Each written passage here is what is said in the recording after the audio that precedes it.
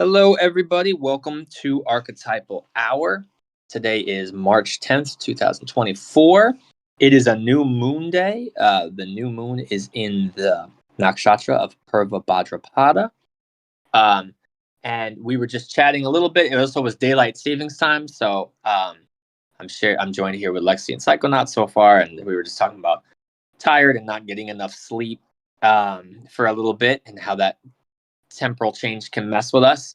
And then we were just about, Psychonaut was just telling us a little bit about the fiction work that he's working on regarding the subject of collapse. And it was getting really juicy. So I was like, well, hold on.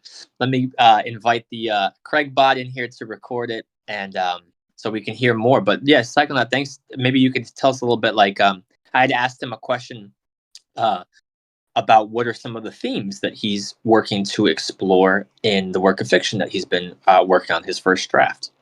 And so I'll kick it back to you, Second. I really appreciate you sharing this. Yeah, of course. So the fiction that I've been working on, it's very inspired by Le Guin's The Dispossessed, in that it's sort of a comparative study of what different societies look like and how people would respond to societal collapse. And I get a little frustrated because, don't get me wrong, I love zombie fiction. I love titles like Fallout, always have, since the first Fallout game, the whole isometric stuff. But it skews our perception of what collapse looks like in the real world, right? Collapse doesn't necessarily have to be, zombies and nuclear bombs and all of this sort of stuff. And unfortunately, this has material impacts on us in the real world, where we look at societies like the United States and we don't realize that we're already in a state of collapse. It's not this fixed event that just happens. Nobody knocks on your front door and says, hey, by the way, the collapse happened, so now you have to join a band of raiders and, everything has to be dirty all the time. That doesn't happen. And I came to this realization. This was probably 6 or 7 years ago. I read this article about a man who was alive during the collapse in Sri Lanka. And he went through his daily schedule and he's like, look, I still went to work. I still went out with my friends to bars, and we still did all of this stuff. And that's kind of the maddening part of it, is despite the fact that you are in a state of collapse, everything just gets harder and harder and harder. And how hard it is for you is really just a symptom of where you sit in society, your position in society. But it's definitely not this fixed moment in time. It's a process that occurs, that is collapse, rather. Interesting. And so, when you were speaking, the sort of archetypal image or metaphor I got was the sort of boiling frog, right? The idea of you put the frog in the boiling pot, and while the water is slowly getting up to boil, the frog's chilling. Like, this is nice. That's like a sauna. And then suddenly it sort of realizes it's too late and it dies, right? So it sounds like collapse is more akin to that, where it's things are just going and going, but then there's this slowly simmering thing, and then suddenly, oh, okay. Although you said there really isn't a fixed point, so maybe even that metaphor kind of misses, because the boiling is a very salient transition. And you're saying, actually, there really isn't a before and after kind of a collapse. It's this longer process. Right. And one should realize, too, that things are already dire for many people. I mean, the homeless population is exploding. The quote-unquote drug crisis. I don't like the reduction of this thing to drugs. It's we look at drugs and it's this is so clearly a symptom of a broader problem. Or mass shootings or any of these things. Anyone just wakes up one day and is like, oh yeah, man, fentanyl, that sounds great. Today's the day I develop a crippling drug addiction, Yeah. or today's the day I'm going to load up my rifle and, head into town. I mean, this stuff doesn't just happen, Yeah. and anything else, in my opinion, is just an excuse or a blinding or a retreat back into the mind to excuse this phenomenon that we've been talking about. It's like, no, it's over. It's been over. The collapse it is now. Yeah, that's really interesting. And I'm curious, like, whether it's something that you want to explore in the fiction or sort of your perspective of real reality right now, like whatever you feel more called to answer. But I'm curious, like, when we're saying collapse here, like what exactly is collapsing? So and I explore this in I kind of back to the metaphor really quick. Are you familiar with the Mask of the Red Death? No, I'm not. Mask of the Red Death. No. So the Mask of the Red Death is a story put together by Edgar Allan Poe, and basically what it is a masquerade ball, and it's allegorical, and it doesn't really, um, as far as I'm aware, it doesn't ever really point to like an actual disease or anything. Doesn't elucidate what it is, but basically what the story is about is a masquerade ball, a giant party, and everyone's wearing masks, right? And this party sort of goes from room to room to room, and as they go from room to room to room, and it's lavish and it's luxurious and all of these things, but as they proceed into the party, there are less and less people as they continue, because they're dying, but they keep on their masks and they keep continuing with this grand party despite the fact that they're all obviously dying, right? And they can't escape this disease. That is what I would say. That's my metaphor of Mm. collapse, right? Wow. Is we just continue to pretend and we keep going despite the fact that we can see the people dropping dead around us, right? Mm. Um, in terms of the story that I'm writing, though, it is um, just sort of comparative. It takes place in one country, and it sort of explains the different reactions and the different societies that could be explored when we finally do come to this realization, when um, conditions become so dire that alternatives do need to be explored. But the story mostly centers around the point of view of a person living within sort of. I think I explore a lot of themes of like liberatory societies, ecological societies, almost solar punk. One could draw in those sort of comparisons as well. Um, yeah. That's very cool. And I guess in that kind of these different societies, do you feel like in your story you kind of show potential futures that you could imagine that could be healthy or favorable or sort of Yeah. arising out of this collapse? Yeah, I think that's more sort of the frame of the reference, or the point of view from the main protagonist is coming from that society that I see as preferable. But the other societies are explored in quite detail and serve as more or less a warning, that if we try to go in these different directions or continue to double down and sort of continue the masquerade, the ball, if we continue to do this, that the consequences will only intensify. But we explore a lot of different themes. um such as climate change, war, all of factionalism, all of these sorts of things. But within this quote, preferable society, or things that I would like to see, reactions that I would like to see, there are issues that are need to be addressed and all that. And sort of the way that people think of it now versus how I think people would need to frame these ideas for them to actually come about. Wow. Yeah, I mean it's always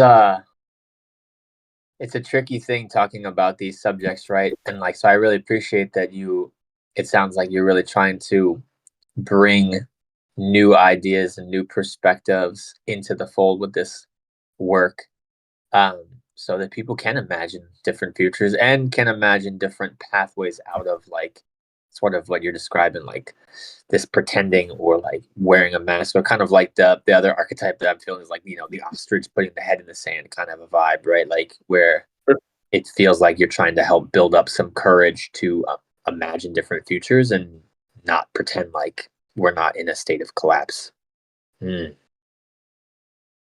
Or even just start to integrate those ideas to begin with. There are a lot of people Yeah. who they can't even start to grasp the idea that the institutions around us are starting to fail because they have become faith-based institutions, right? Regardless of the fact that they put on this veneer of being science-based, evidence-based, whatever, what have you, because of that decay over time, we put more faith in them than we actually appeal to empirical evidence, right? Wow. Yeah, I want to bring in. Want to get any feedback, Lexi, if anything is coming up for you as you hear Psychonaut describe this story and the sort of the state of collapse. And yeah, what's coming up for me is like, well, a bunch of things actually. I'd say like, with these, I guess one thing that I'm curious about, as we were talking about this idea of like imagining or starting the process of grasping other ways of seeing reality and seeing our current context and seeing newer possible futures. Like, what are some of those perspective shifts that you feel like are most important for us to sort of more courageously address the collapse that we see around us? I know that's a really big question, but if anything comes up, I'm curious.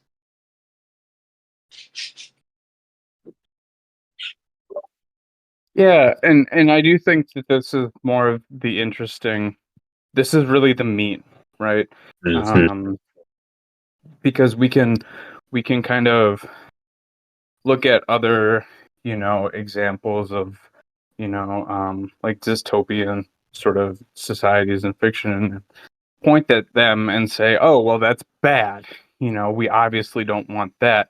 But the question is what presuppositions led them to those societies in the first place, right? What myths? That's the terminology that I would use. Myths Yeah, to me are collective stories that yeah, they were telling themselves, because this frames the individual, and this is kind of what we were talking about earlier with the ability to even integrate these ideas in the first place. So a lot of people don't. There are solutions, right?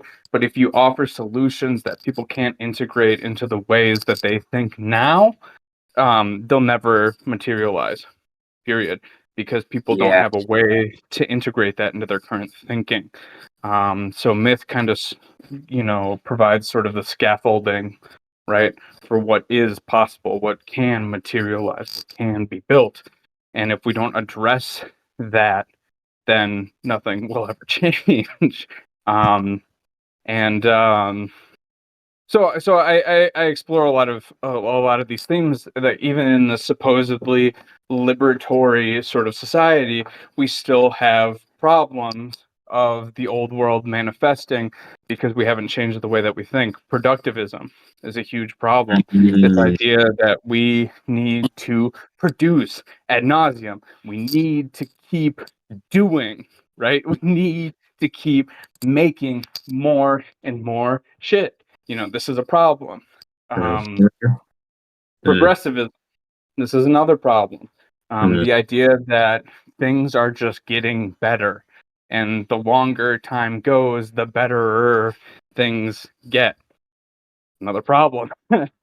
We need to be able to put the brakes on for a second and really be honest with ourselves about the past, other ways people have done things, and examine that critically, and be able to integrate how other societies have acted and operated without this idea that since something is in the past, it's bad, or we've overcome it, or something like that. Yeah, that's really interesting. I like calling out like this productivism and this progressivism as two kind of underlying myths that need to be addressed before maybe newer myths can come up to the fore that are more healthy.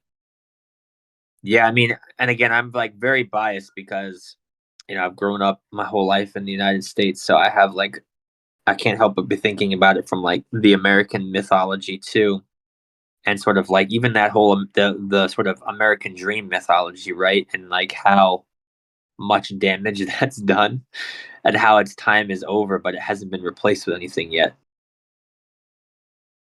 Hmm. Yeah. What do you Yeah. like? Oh, sorry. Go ahead. I mean, in the um in the respect of the American dream, nationalism, this is another problem. Oof. And again, when we talk about, the founding fathers sort of appeal to rationality, right? These Enlightenment era ideas Uh, that, religion is out, rationality is in.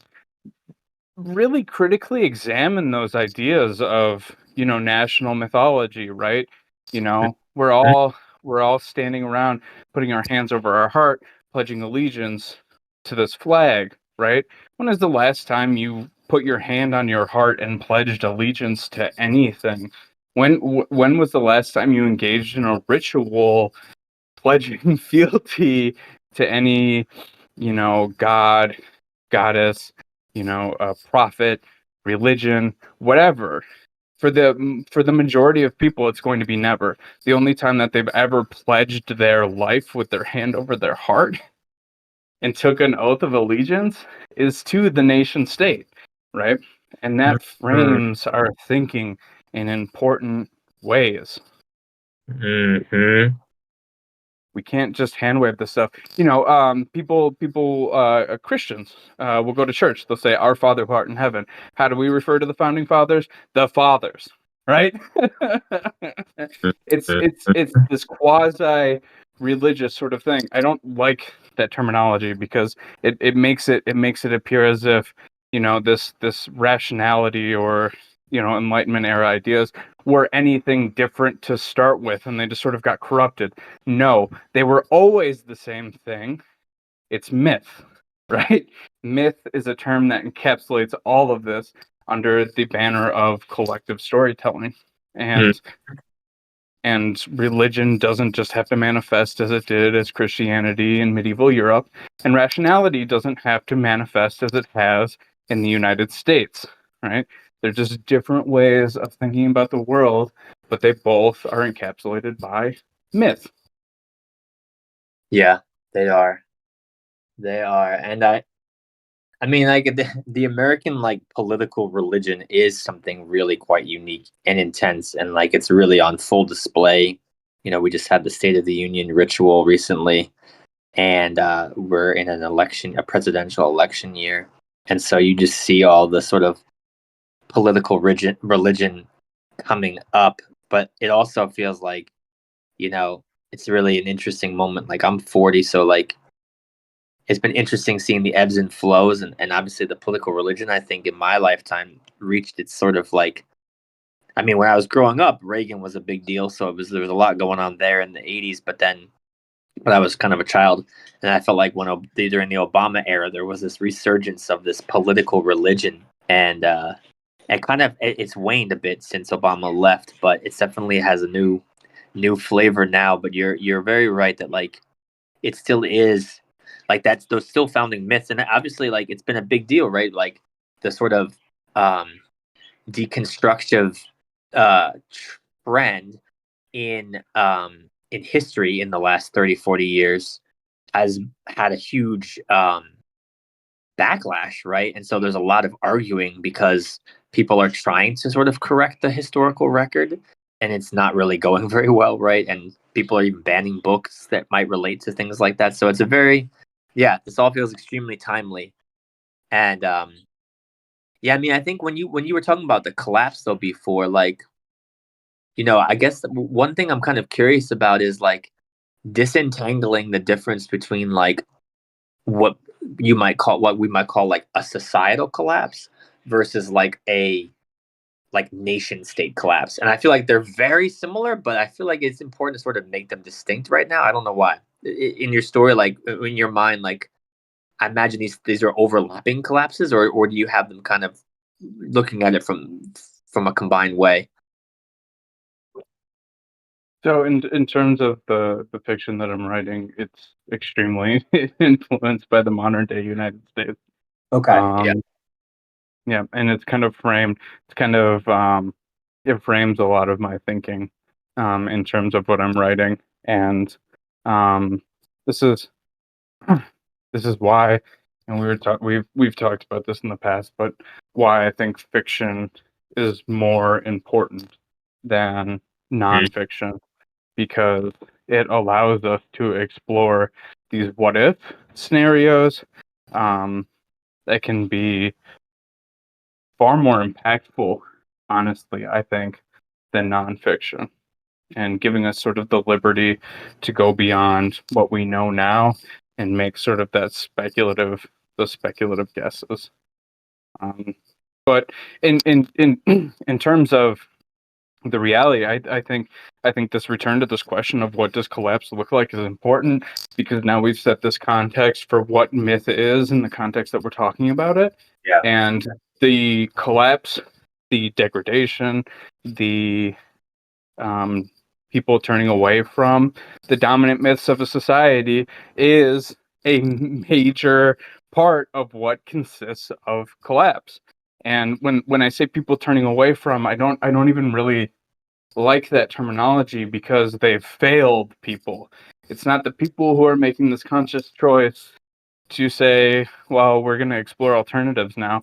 No, these things have failed people, right? And that is what has forced them. Their hand has been forced by Mm. these failures, and that is what is requiring them to go out and look for something new. And I Yeah. have I have sort of this idea that society consists primarily of two realms, of the material and the mythological. And I believe we are about to enter an age of mythology, meaning that mythology will become the primary driving force of society.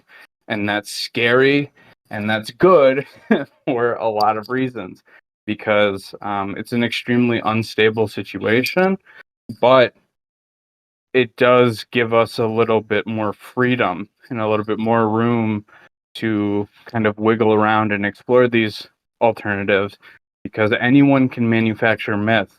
Not everyone can manufacture great works in the material world, right? It's expensive in the modern world to do that kind of thing. Um, you can't just build alternative societies anymore, right? There was a time when you could do that, but you can't anymore. And because of that, um, this age of myth is going to give us, and a lot of other people too, right? It's not all gravy, but it's going to give a lot of people a lot of freedom to explore, what else can be. Yeah, it's funny that you mentioned the sort of age of mythology because I feel like yeah, it reminds me of something I had been reading not long ago, and where basically it said like the mythic kind of era, like it's we've had that before, like a an era where the prominences of mythology is in some ways a return to an older time in humanity. Possibly, do you see it that way, or do you see it as something very different this time around potentially? I do.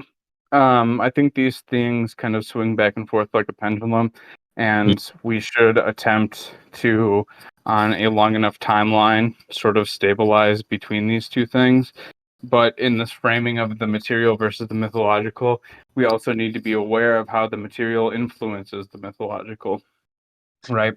When Yeah. you when you go to any seat of power in the United States and it's all built out of Roman architecture, that influences the way that people think. When you go and see these giant monuments of the quote founding fathers, that influences the way that people think. You know, the tearing down of Confederate statues, it was never about the statues. It's never about the stone or the bronze or whatever. It's because when you tear down those statues, you are attacking the mythology, right? Yep. That a society is perpetually permeated in, and they didn't build these statues in the first place for just so they could look nice, right?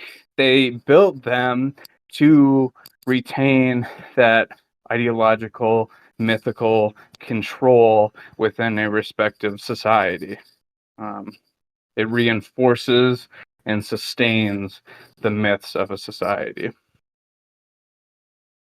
Yes. So Yes. all of that basically just to say that we can't be reductionistic. Even if we are entering this age of mythology where mythology becomes more powerful, it's certainly not the totality. No, and I think that's the thing too, like the mythic thing hasn't really gone away because in some ways like you're saying, like even this sort of the rational sort of enlightenment kind of era thinking that kind of was around at the birth of the United States, like that is also like mythic, right? Like these are myths also of how this imperial I mean imperial well that too, but empirical kind of trend um and these branches of rationality. And I think we've talked about that in one of our earliest archetypal hour containers where I had brought in this poem on being, where uh, you know it was talking about this very vivid uh, experience, right? That this poem is coming from, where it was considered the birth of like metaphysics, rational thought. This poem, but it was like him having a moment with a goddess, right? And so it was similar. It was like this interesting thing where there's this legend of like the ancient Greeks like suddenly like becoming rational or something. But when you look at the that era, you can see how spirituality, how metaphysical perspectives, how mythic perspectives are dominating like their thinking entirely at that time. So it's like a kind of a funny thing to like pretend that there was this era of like rationalism that wasn't rooted in myth already, right? That wasn't rooted in spirituality actually. Right. And again, we run into this problem of relegating myth to mean something purely religious. And this is Yeah. really a tendency that I would encourage people to analyze, um, and wonder why they think that way and who benefits from them thinking that way. Who benefits from the pejorative use of the term mythology, right? Mm. Because we were talking about progressivism earlier, so maybe something to think about in regards to progressivist ideas that we hold, because the term myth is usually used in a progressivist sense to put down the past or put down specifically indigenous peoples and native practices. Um, Yeah, no, I mean, I believe it was Thomas Jefferson. It was one of the founding fathers. I believe it was Thomas Jefferson who claimed to want a temple of rationality, or a church of rationality to be built within the United States. This is as mythological as it gets, and you can really see how this was framed by the Christian church to begin with, right? It's all framed by the society that they came out of. And that was not something that they can escape. And again, when it comes to these ideas, nationalism, progressivism, productivism, these are the mistakes that we need to rectify and not embed if we are to attempt to create something new. We've talked about, Slavoj Zizek in the past, right? And he always wears this shirt that says, "I would prefer not to." And the reason why he wears that shirt is because he knows any alternative that he proposes now will be framed inherently by capitalism, right? So we need to be very cautious about how we go forward with all this. I wrote an entire article comparing, sort of the United States to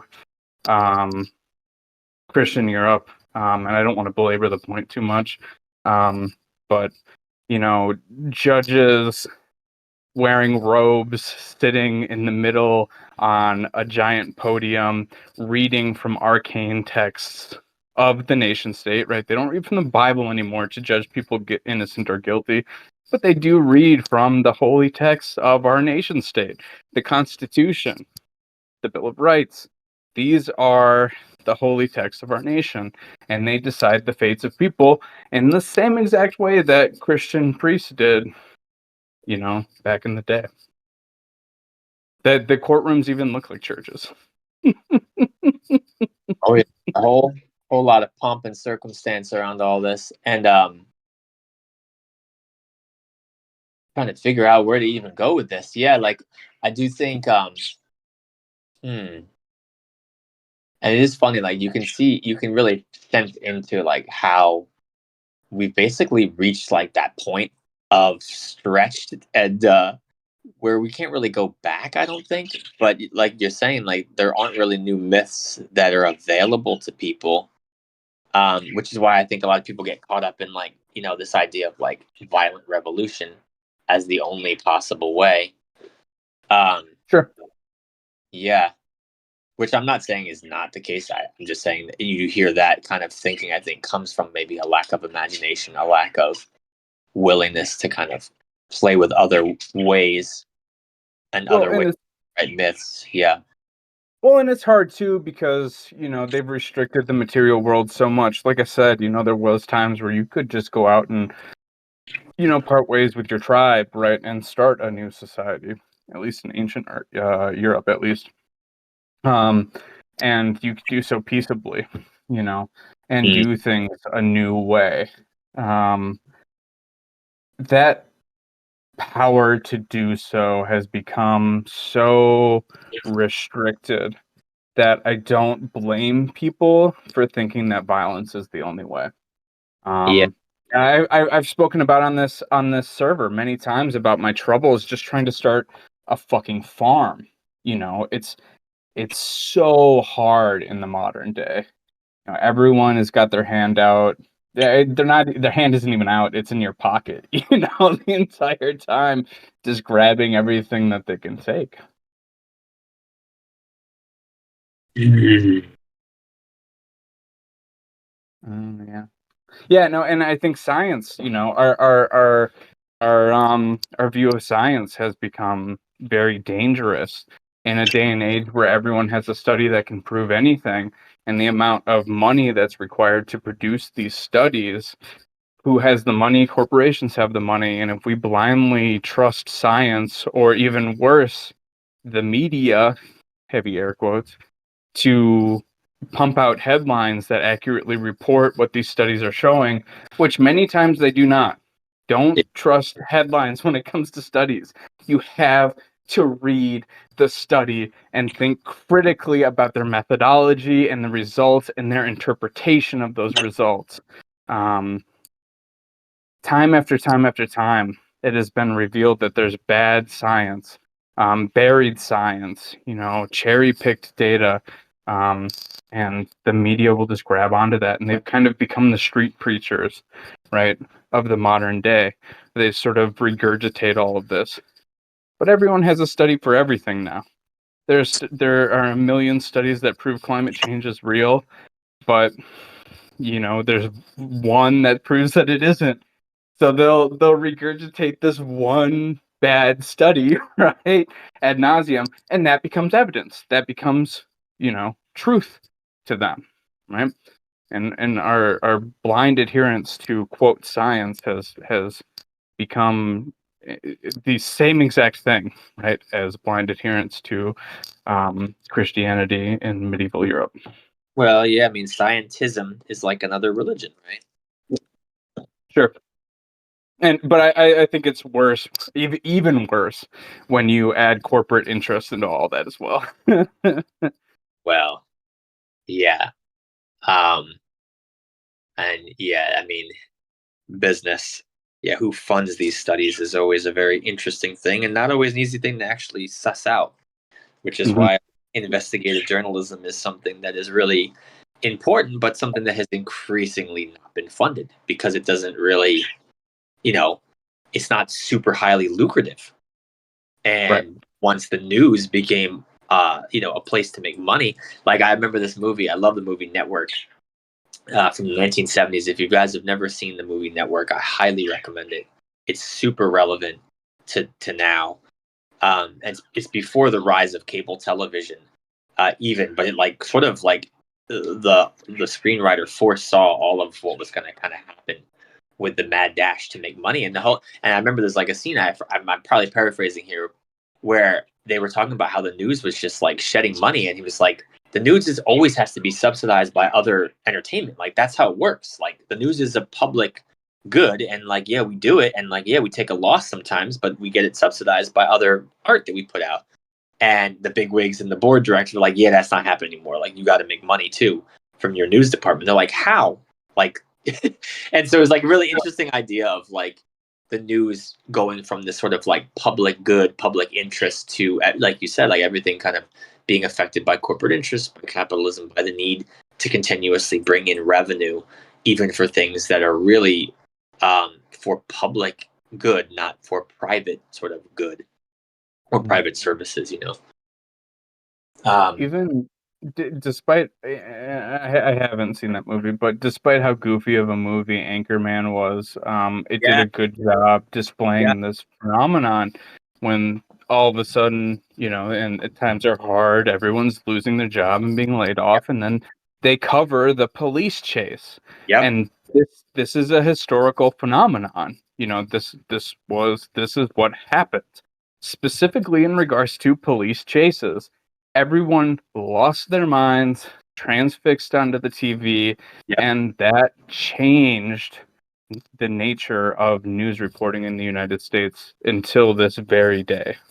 without question. And I mean, just from what I know about Adam McKay, I would be dumbfounded if he hadn't seen and been influenced deeply by Network for that movie. But yeah, you're right. Like Anchorman touches on it perfectly. Um, Especially the second one. Like, yeah, they really do hit that theme. Um, and now it's even weirder with all like obviously the news is like everything is so diffuse, so it's a very odd time. Like you said, it's like one of those times where maybe myth is going to be noticed and going to be more prominent and more critical.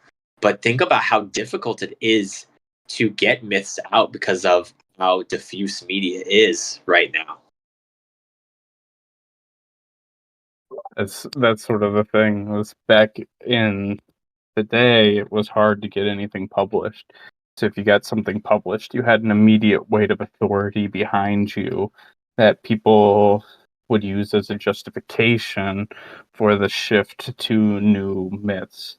Now, such is not the case. Um, Anyone can publish anything.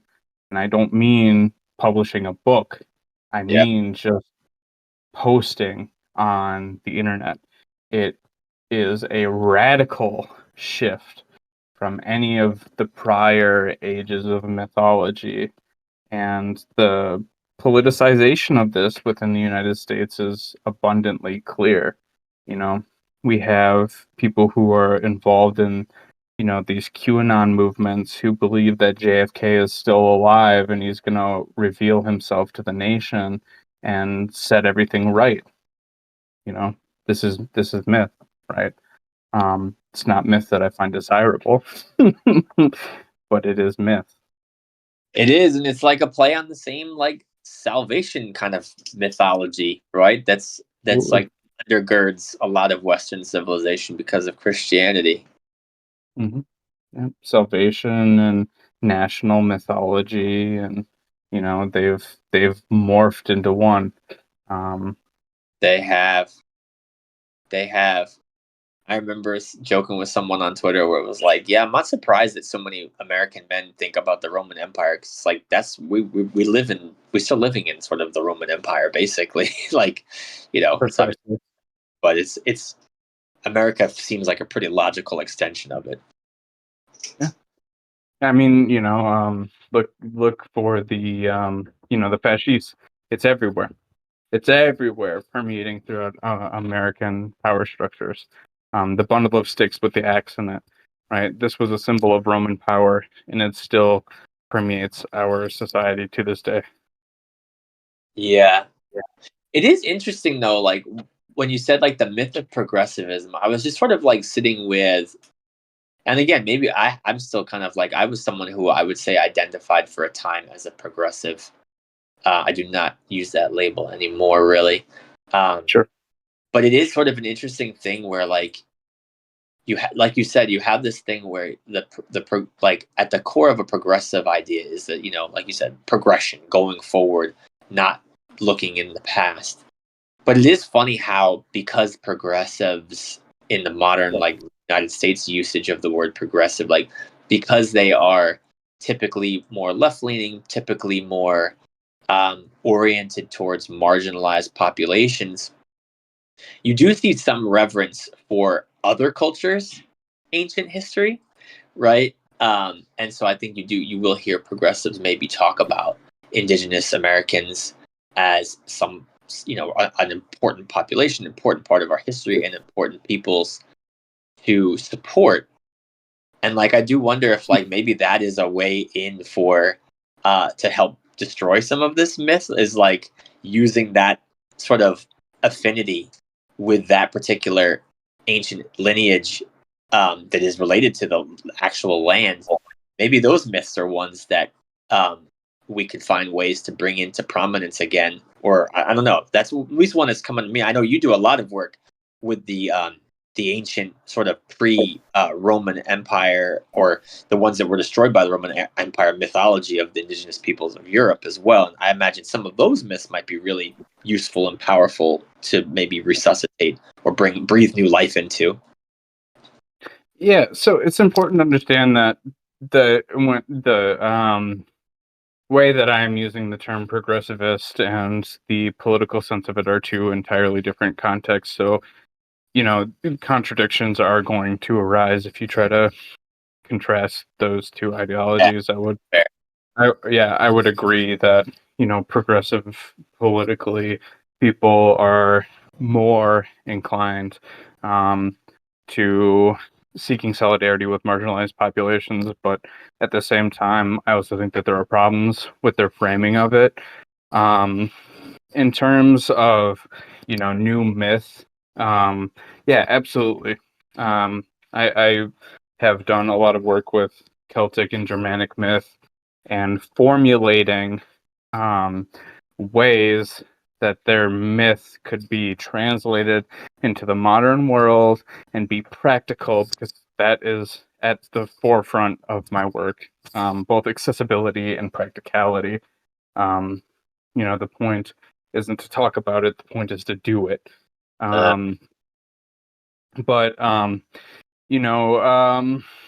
like celebrating the wheel of the year, for example, this is one of the myths that I really like to work with, because it anchors people in the ecological cycles where they live.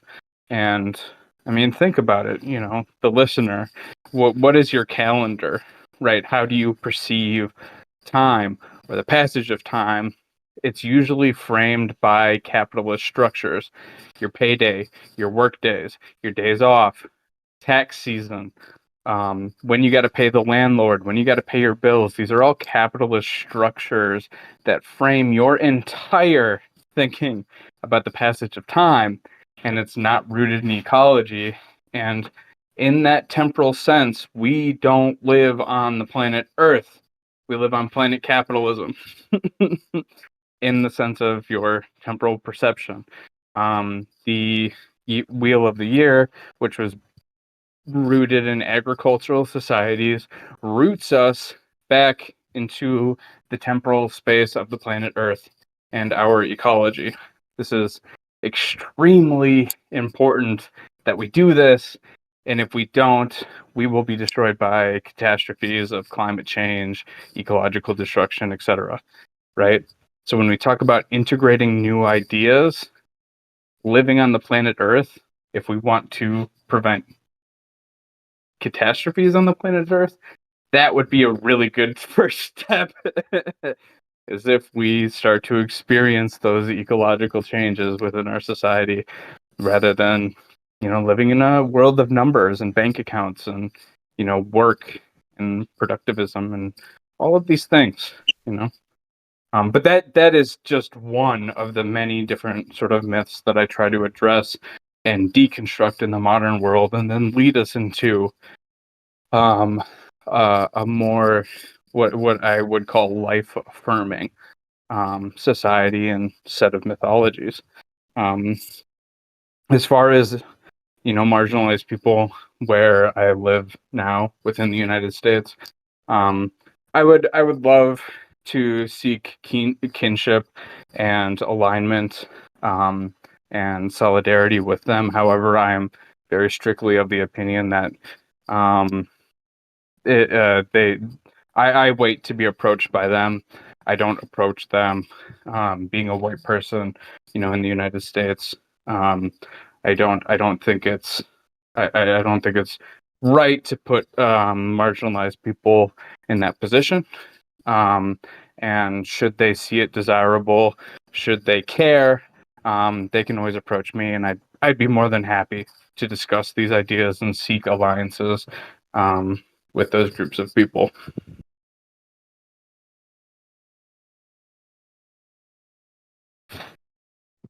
Oops, couldn't find my my mute button. Yeah, no, I appreciate you sharing all that and sharing your perspectives. Um, whew, heavy subject, heavy subject. I'm trying to think of I'm feeling an urge for some reason to continue to make sure that we stay focused. I like what you said earlier about this making myths practical and accessible. Yeah, and I agree with the calendar piece. It is sort of funny that this what we would call a materialistic kind of a mindset is actually super immaterial. Like you were saying, the world of numbers and concepts and higher services and even virtual computer generated things, it's all in this sort of astral place, right? And it is pretty disconnected from tangible things at times. Yeah, it's really an interesting thing how disembodied that style of work and life really is. I mean, yeah, you discussing it as numbers and whatnot, but I mean, it's even more immaterial than that. Look, I'm sitting here in my computer chair at my desk, sitting in front of my computer, right? And I don't even think of that as numbers, like what the material cost of it was, right? But that even the numbers and the bank account, that's one step removed because somebody built this. It's somebody's labor, right? Somebody somewhere labored to put this chair together. I have no connection with that person. And then the materials that came, this cushion, these armrests, this backrest, where did all of these materials come from? I have no idea. I'm completely 100% taken out of that entire process. It's not even real to me. It never happened. It's extremely immaterial.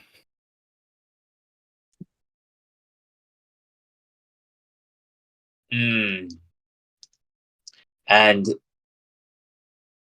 so I guess, yeah, it's feeling like, to circle back, like it's feeling like these sort of new myths and the work that you're working on, this fiction to bring to light new perspectives on the ongoing systemic collapse that we are experiencing, at least here in the United States, but I would say probably everywhere. Um, yeah, to kind of this rooting in the sort of more earth bound work, and that's really an interesting thing, right? Um, yeah, I'm trying to think of what I even want to bring in at this point because it is such a difficult subject to make sure it is grounded and rooted into like real life. And like for some reason I'm even feeling called to like think about those little rituals that we can do in our day-to-day life that do help us um remain connected into the earth, remain connected into the earth cycles. I mean, like this time of year, especially, like to me, this is the time where I feel the most connected to the earth because I feel like the salience of new flowers, of leaves returning to trees, like that is so hard to miss. And I know people can still even miss that. But like even as someone like myself, who unlike you, is not really connected to like farming or things that require me to have a lot of like knowledge or understanding of where we are cyclically, that I can't escape it. Like I guess I could, but like I'm saying, it's so in my face and it's so nice. Like there's such a pleasure with that. And I remember even thinking, like, in terms of the United States, like, I grew up in the Northeast or the Mid Atlantic, depending on your point of view. Um, and, like, talking to people from the West Coast or other parts of the country where the season changes are much less um, obvious, and how, like, difficult that feels for a lot of us that are used to seasonal changes. Like, there's something about the seasonal changes that feel very, like, regulating to me and feel very helpful and healthy. And it is tough for me to sometimes like imagine not having them. And I'm not saying anything bad about places that don't have the seasons like we do. I'm just saying I think that it's really nice, even in a society like this that is so mental, that at least with the season changes, there's this like really in your face transition that forces you to reckon with a changing landscape and environment.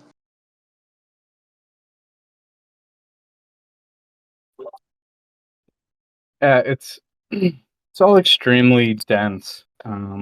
So to the listener, um, or to the reader or whomever, don't yeah, if you get overwhelmed by all this stuff, that's entirely natural. We have been taught not to think about myth. We have been taught to accept myth and not critically engage with it. And this has been an ongoing project for a very long time. This was Nietzsche's warning to the world, right? To consciously engage with myth, and even people like Jung, to consciously engage with myth, and that was a long time ago. Um, so it's easy to get overwhelmed, and even just this wheel of the year, ancestor worship is another thing that I recommend daily practice. Yes. This will first it it destroys the abstraction of death because we have no representation of death in our modern society anymore, um at least in the United States, right? Death has been abstracted away. It is a lack. It is not something. It is a lack of, a disappearance from, right? So ancestor worship does away with that first and foremost, and then secondly, it attaches you to a history.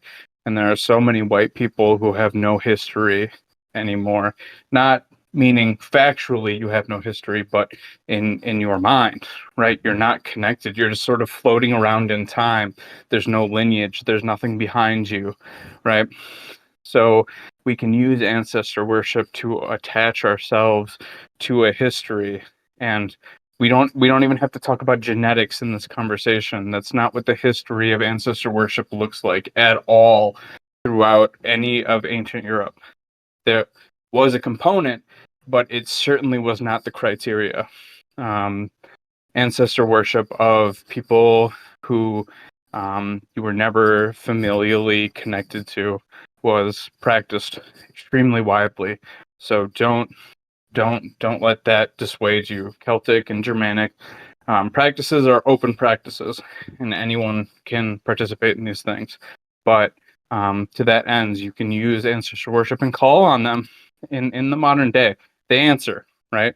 As long as you call the right way, they will answer. But this is another practice, that we can use to undermine the myths of the current day and move in a more life affirming direction. But I mean, this stuff has taken. I've been at this for five years now. This takes a lot of research and development and experimentalism and all of these things. So it just takes time. But yeah, just get started. That's it. That's all you have to do. Yeah, it is really striking though what you say about sort of death being not something that's a focal point or that we have like a really uncomfortable relationship with, I feel like as a culture in America, for sure. And I just like think about the richness of some of these traditions, like, you know, um, my like the Day of the Dead, for instance, Dia de las Muertes, like that is such a beautiful tradition, and we really don't have much like it in America. Hmm. Even graveyards. Graveyards used to be in town Yeah. centers. Now they're not. They're cast out to the fringes, right? We don't want to think about it. We don't want to look at it. And if you want to talk about the abstractness of numbers on a screen, we can, again, death becomes very relevant, especially since the COVID pandemic, right? Oh gosh. Um, Yeah. Death is reduced down to a number, and that's it. And we lose everything in that, right? We really do, and like also, with the COVID thing too, I just feel like it's insane that we never had any sort of like national mourning rituals, national mourning practices. Like there was no real mourning or outlets for like collective grief at all. It was just like to go back to what you were saying earlier about like productivism and stuff. Like it was just like, no, we just got to get back to normal as fast as possible. This idea of like, and that's a common trend. Like that's a common myth. I feel like if we're talking about American like political type myths, normalcy to me feels like one of the strongest myths. And like that language of like, there's been so many presidents that have run on this idea of like a return to normalcy, right? This idea of, like there being a normal that can be returned to is quite a fascinating myth to me. Well, you can watch, Bernie Sanders and Donald Trump both appeal to that same myth while running on very different political platforms. Mm, Bernie Sanders appeals to the New Deal and the FDR era and all of these things. yep. And then you have, Donald Trump who's referring to this, constitutional good old boys sort of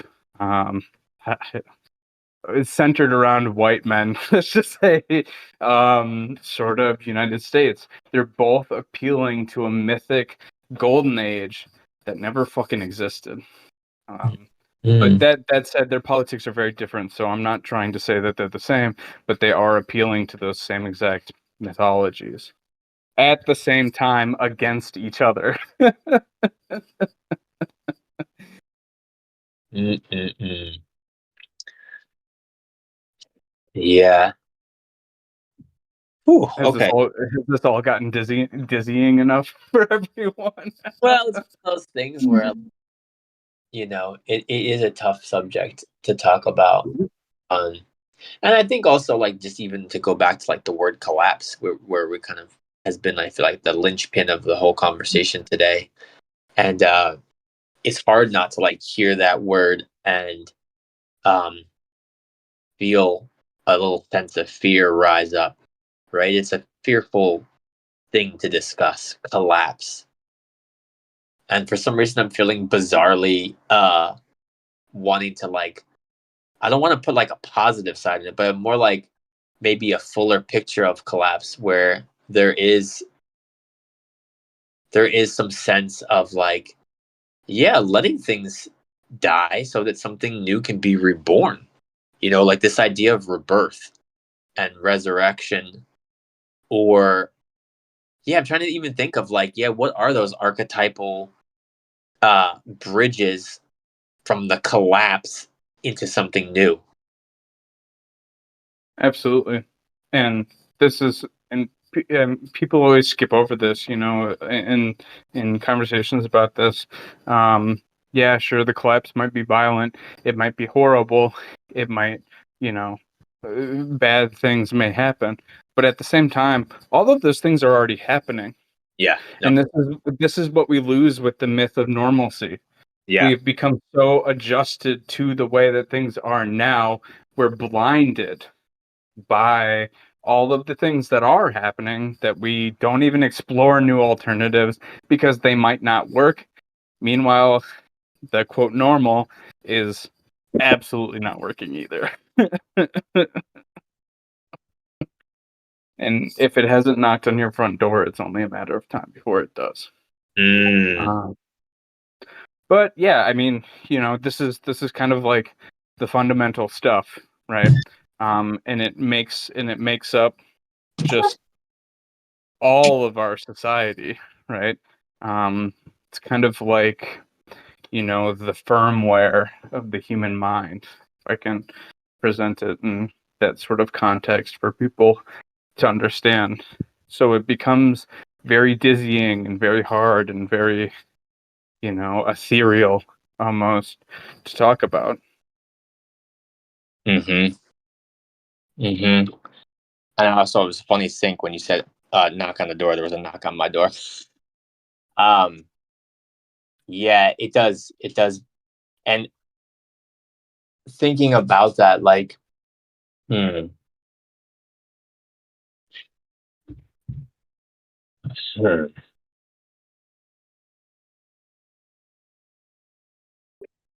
But on the other hand, too, I don't think that people should get too wrapped up in this. I don't think that this is necessarily a prerequisite.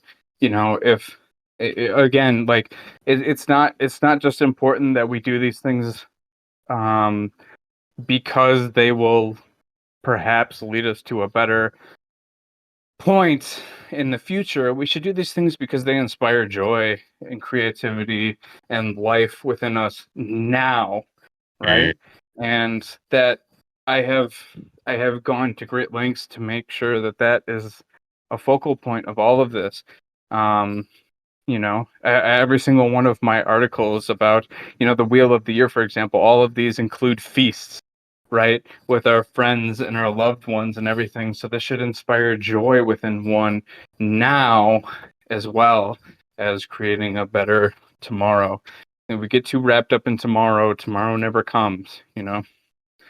Yes, yes. And our feasts, our festivals, kind of stink. Like they are like so rooted in nationalism, many of them, or like these weird, I don't know, like even just hearing you talk about the feasts and the festivals and then thinking about like all these beautiful traditions over the world, and like I'm feeling myself kind of feeling a little jelly, a little envious of like other cultures that I think have much more just lovely like festival schedules and um yeah, that are more life affirming and less like nationalistic mythology affirming. We think about like, and because a lot of the things I'm thinking of, like there's a lot of on like service members and veterans, like always kind of bringing our collective memory back to World War II, I think, very purposefully, right? Because that's like the beginning of the modern United States, this mythology of this like superpower nonsense. And so I think a lot of those festivals around that kind of are really mythically trying to draw our attention back to a certain time and place, and then like President's Day, these holidays, even Labor Day, like to have a separate Labor Day when the entire world celebrates International Workers' Day on May 1st for the most part, all very obvious methods to use the holidays to reinforce mythology that is really not useful or helpful to us, and how important it is maybe to reclaim and to reassert different ways of thinking that are more aligned with, like you said, the ecological cycles. And it's interesting that we talk about May 1st too, because that is also Beltane as well.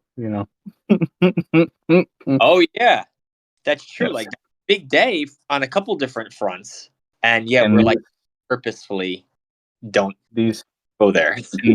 Yep, and these things are very intertwined with each other. There's a very interesting history behind all of this. Um, Well, labor and radical celebration and, filthy pagans doing their thing as well. now that's kind of interesting, because if you want to say more on that, I have a very selfish bias to hear it, because my birthday happens to be May 1st. Well, I think it kind of testifies to what I'm talking about. People who celebrate the wheel of the year, who are more rooted in the earth, are less bought into capitalist mythologies because of the destruction that they do to the earth. So inherently, they're going to have more biases towards labor and more egalitarian society. That's their myth, right? It influences our political views and everything. I mean, there's not a single breath that gets breathed that is not influenced by myth. Every step you take, every action you commit to, it's all framed by myth. It's the firmware, it's everywhere. It's all pervasive, and our actions convey our myths as well to other people. But you mentioned, holidays, and how they're framed by national mythology, and capitalism has also subsumed those holidays as well. I think Christmas being the best example, right? Christmas followed up shortly after by Black Friday. They picked these names. They even kind of sound a little evil, right? But what has become of Christmas? It's a holiday of immiseration for many, many people.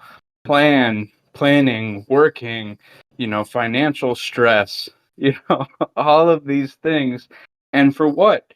What are we sacrificing all of our time, energy, and effort for?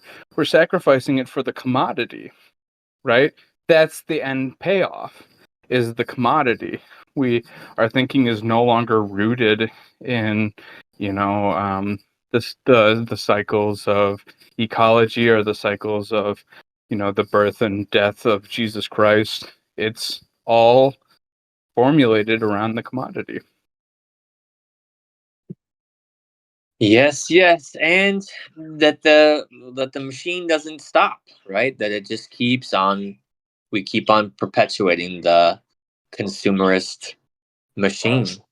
And yeah, like my understanding of Black Friday, the name comes from the idea that like kind of equating the black meaning in opposition to the red. So like the red on a bank ledger is your debt, and once you go into the black, out not indebted anymore. So like the idea of like Black Friday is literally saying, let's make sure all these corporations and businesses that fuel consumerism stay afloat, that they're in the black.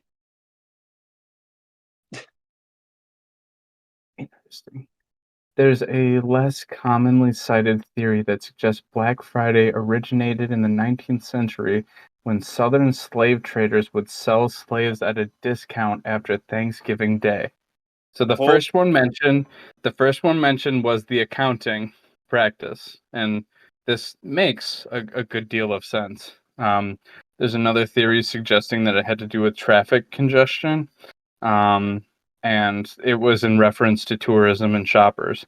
But this is the last theory that is cited in regards to this.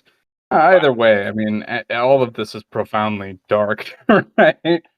Yeah, it is pretty disappointing, and I mean, if it's related to slavery, now we're talking about significant evil here, and like, but it wouldn't surprise me. I mean, it would not surprise me when I heard that. I was just, damn. But also, that kind of sounds like it could be accurate because I mean, I was just blown away. Like when I was doing some work around like coaching and learning about like leadership management and all this other shit. I'm amazed at how some of the roots of like management theory and all this they're coming out of slavery. Like if you look at a lot of like organizational psychology type roots, there's an amazing amount of like a nexus of some of this coming around slavery too. It's really quite disturbing the inter between this all. What do you call the biggest house in a residential home? What? It's the master bedroom. Master bedroom. Yes.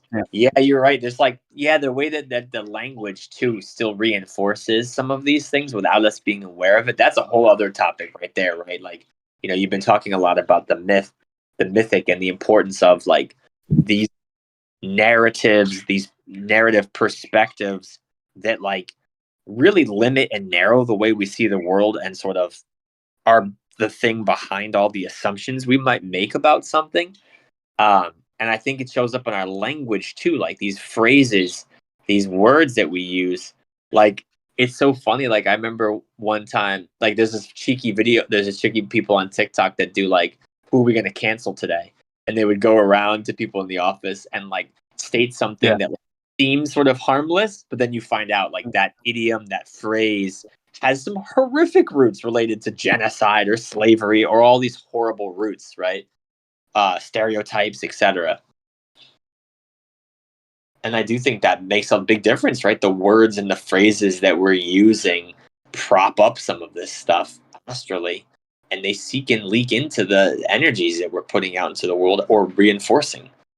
Which is why, like, I think so many people are upset with this strain of deconstruction that's happening with like young people and some of the more leftist movements, because I do think that like they are like hacking away at like, you know, how people frame reality, like these myths, right? These words, this language that people wrap reality around. Yep. It's all myth. And the deeper you dive, the more apparent it becomes. Language is a culmination of symbols, and that's it. You know, it's the framing of our reality, right? And I think there's a lot of hesitance, sort of among humans in general, to accept that we don't see things as they are, and there are filters that prevent us from seeing things, and it's not even really desirable, right, to see things, because we've fetishized objectivity so much in our society. But you know, to kind of pull back, right, the mask of God, you know, and to have one's eyes burned out, you know, mythology is the oldest technology of mankind, right? And we need to be far more conscious of its influence and the way that it operates in society. There are a lot of people who are very surprised by the way that the world is now, and I am not, because of the way that mythology has allowed to become controlled. You know, I don't know if you were in this one, Adam, but there was a container where we were talking about Hermeticism, and you know, I had listened to a talk not too long ago where they said, you know, Hermeticism never died; it just became inherited by modern day advertising. I think this is a very astute observation. Now that's really interesting because I was actually thinking about advertising and the role in all this too. I was not a part of that though. Like, can you help maybe bring a little more attention to like this connection between advertising and hermeticism? That sounds It's really. it's just dark hermeticism, right? Because I want to put it down. I don't want anyone to get sort of crossed about this. It's sort of hermeticism for evil, right? It's the hermeticism of the commodity. Um, yeah, no, I mean the utilization of symbols, of mythology, of all of these things. As soon as one, walks into the city, you're immediately bombarded with symbols everywhere. And there's definitely something to be said for national mythology and all this too, because the most used symbols worldwide are flags, right? And we're constantly bombarded with all of that. Ad blockers are your friend. This is mental pollution. Install ad blockers and do everything you can to not, see this stuff. Yeah, it's nasty business. Yeah, I mean, But they are controlling your myths. They are framing the way that you think about everything. yeah, it's funny because I watched a video. I loved the show Mad Men, and I started my career in advertising research. And you are right about a lot of what I agree. I mean, at least what I hear, I agree with. And like, yeah, this I was watching this video, and he was really good about drawing attention to like how Mad Men was really trying to like put this perspective out there using fiction to circle back, of how like a lot of the post-war myths were created by advertisers, at least in America, right? And like this thing we're talking about with consumerism, like a lot of these myths of like the American dream, all the stuff we have been talking about, yeah, a lot of it has its roots with advertisers, right? With American advertisers really creating um, this idea that stuff, purchased goods, purchased services, purchased things can bring fulfillment. And it completely disembodies it from the entire process, right? Kind of like the desk chair that I was talking about earlier. Who made these things? What labor went into this? Where did these materials come from? All of these things. This adds to our critique of Christmas as well, because all of this shit has to come from somewhere, right? And we can add that immiseration to the kind of death toll here. Not to mention that people run around cutting down trees for no reason. This is another thing about Christmas that it drives me out of my mind. Please stop cutting down trees for no reason. Putting them in your house for like 5 days and then tossing them out. Fertilizers, the pesticides, the everything that goes into this is just absurd. But all of that said, they've always been on the cutting edge of human psychology as well. Yeah. When psychoanalysis came to the United States, it was immediately utilized in this context to great effect, especially by the cigarette industry. When behaviorism come out and the behavioral sciences started really popping off, advertisers were immediately on it. And doing everything that they could to more effectively transform the mythologies of mankind. Mm-hmm. Mm-hmm. Mm-hmm. Mm-hmm. We're really staring into the void now. We are, but I think hopefully people are able to maybe find their way to empowerment too, in that we do have the power to recognize what's happening, to be really mindful about the myths that we are consuming or that we have contained within us, right? Like, I'm glad you also like had brought attention earlier to how practices like ancestral worship can be really, really helpful here as well. Although I will say, like some of our more recent ancestors, right? They're unpacking and sort of resolving some of these myths too. And so I think it's a really beautiful thing because I do think sometimes in order for us to really do the work undoing these myths, sometimes it involves us being triggered deeply by them, right? And having some really unfortunate realizations that, like, oh shit, like this thing that I've been giving so much attention is just me perpetuating a nonsense myth. Like, this is just programming. And hopefully coming out of it being like, you know what, I can find some resolution here. I can see this for what it is.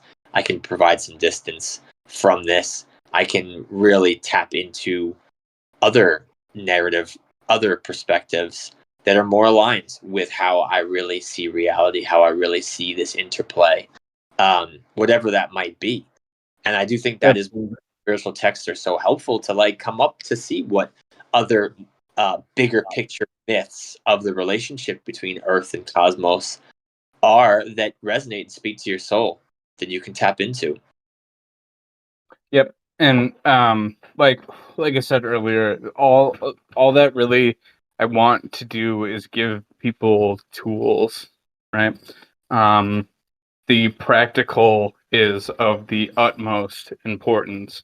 And for the listener, if you're lost in all of this, that's okay. Just distill it down to tools and think about what you can do to take back your myths and transform them yourself and be critical of them. Because ultimately that's my objective, right? Can't speak for Adam, but you know, just handing out tools, you know. Yeah, no, I love that. I mean, I think it's useful because a tool is a great metaphor too, because tools have specific functions. So it's not like, hey, there's a one tool that solves all things. It's like, yeah, there's different tools that can support you. And one tool that works really well for me might not really work well for the other person, right? They might be left-handed and I might be right-handed, right? That requires a different tool. Um, Not to like bring in like left-hand path, right-hand path kind of as, but you know what I mean? Like metaphorically speaking, I really like that using that word tool. I think it also puts the onus on the other person where it's like, here's this tool. Now it's up to you to apply it and see if it works for you and see and experiment, right? Like that's the kind of science I can get behind. Personal experimentation, personal efforts to try these things and say like that tool did work or that tool didn't work. Um, and I think that I think it's beautiful, and that's why I love the Broom Discord server. This sharing of tools, sharing of things that work, sharing of practices that seem to bring healthier ways of relating with ourselves and with others and with the cosmos, with Earth. I knew we were going to have this conversation eventually. It was only a matter of time. Yeah. Yeah. No, and I think this feels like a good place to probably end though. But I do feel like this is probably not the end of this conversation, like in the bigger picture, but maybe the end of this particular chapter for today. But I really want to thank you, Psychonaut, for sharing so much of your perspective today and sharing a bit about how you're really using fiction as a way to help with this process and help with these perspectives, but also I imagine, and this hasn't really been discussed, but I know I've used it this way, so I'm curious if it resonates with you, how you've probably used this process of writing a piece of fiction to also help you in your own kind of understanding of these things and your own understanding of reality and your own sort of understanding of those myths that live inside of you, probably, right? Absolutely. And as because that's all you can do when you write fiction is it's just sort of chopped up archetypal pieces of yourself, right? Mm-hmm. And all you can really do is pour those into sort of these characters, and in that process, so long as you're willing to look at these characters and acknowledge their autonomy, right, and how they sort of act, it's fun to reread this and be like, and not remember things and sort of laugh at the way that people are acting, right? And you can see yourself in them, almost as if they were acting of their own will, because they are. They're pieces of you. Absolutely. Absolutely. Well, that's beautiful. And so, yeah, hopefully we'll hear some more. I'm sure in the future as you continue to finish your draft. But thank you so much for sharing so much today. All right. Absolutely. For those joining, we will be, always an open call to join the Broom Discord. I'm sure these conversations will come up. We actually do talk a lot about myth, I feel like, in different ways and in different threads. And so it's a really fruitful place to have these discussions and hopefully find new ways, new myths, and help bring those to the world. Thank you all for listening and have a wonderful, I feel like want to say have a wonderful moon, which is a weird way to close, but I think, like I said in the beginning, today is a new moon day. So I'm just want to, as we think about getting on to different kinds of calendars, different kinds of ecological thinking, I want to wish you a great moon, a great 28-day moon cycle period. And I hope it's really fruitful for you. So thank you. Have a great one.